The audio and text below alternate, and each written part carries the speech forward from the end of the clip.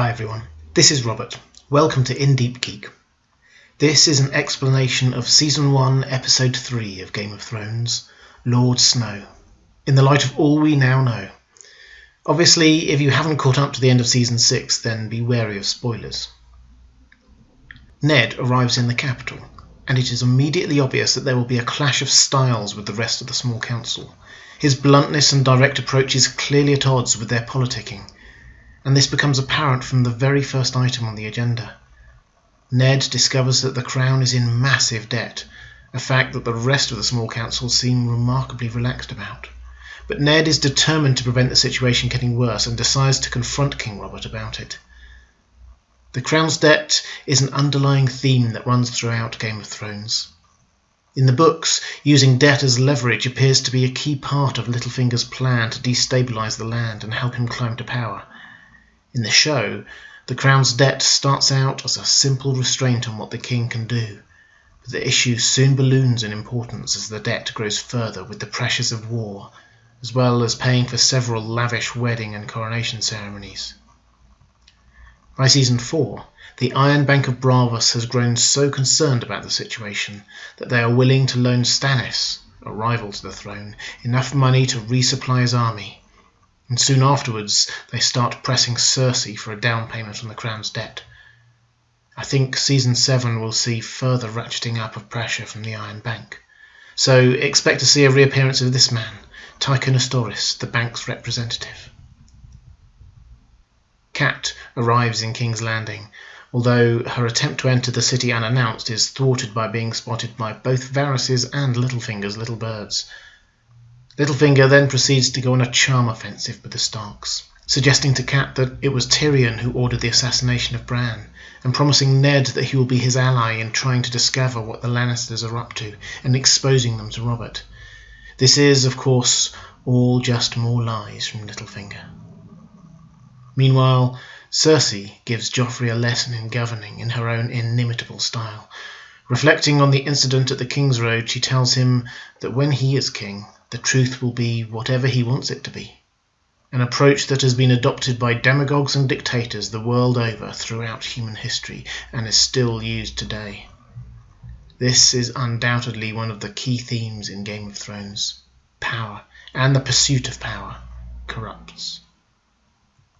Up north, at Winterfell, Bran is now awake, although he has no memory of what happened. In a wonderful vignette of where his fate lies, a raven lands on his windowsill, as Old Nan tells him stories of the mythical White Walkers and the long, hard winter. Is the three-eyed raven watching on through the eyes of the raven? Perhaps. Further north, at the Wall, Jon and Tyrion arrive at Castle Black, and Jon immediately gets into confrontations with Alistair Thorne and then several of the newer recruits, before Tyrion intercedes. It is also apparent that the leadership of the Night's Watch are growing concerned about strange reports from beyond the Wall, of the wildlings moving south in large numbers, driven towards the Wall by stories of White Walkers returning. Benjen heads off north to investigate. This is the last we see of Benjen until Season 6, when it becomes apparent that he did indeed find the cause of the strange reports, but was stabbed by one of the White Walkers, preventing him from returning, despite being saved into a sort of half-life by the Children of the Forest. It is his disappearance that the Night's Watch are investigating when they head north of the Wall en masse at the end of Season 1. Lord Mormont and Maester Aemon are also worried enough to ask Tyrion to use his influence in King's Landing to ask for more and better recruits, as well as more money. The Night's Watch is woefully undermanned and underfunded, and they have had to abandon most of the Wall's fortifications.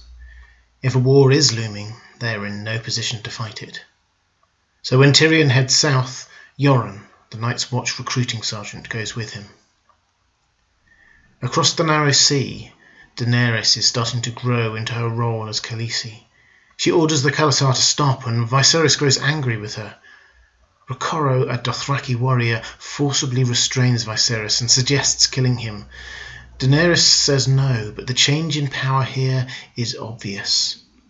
Viserys orders Ser Jorah to kill the Dothraki, but he doesn't, instead escorting Dany back to her place in the Khalasar. This isn't yet, I think, an indication of Jorah's growing love for Daenerys, as we'll see from his actions in just a moment, but a recognition that out in the Dothraki Sea, Viserys' title and claims to the Iron Throne amount to nothing. All that matters here is strength. Finally, crucially, this is where Dany learns that she is pregnant, further increasing her status in Drogo's eyes and that of his khalasar. On hearing the news, Ser Jorah makes his excuses and leaves the khalasar for a time. We now know that this was to pass news back to Varys that Dany was pregnant.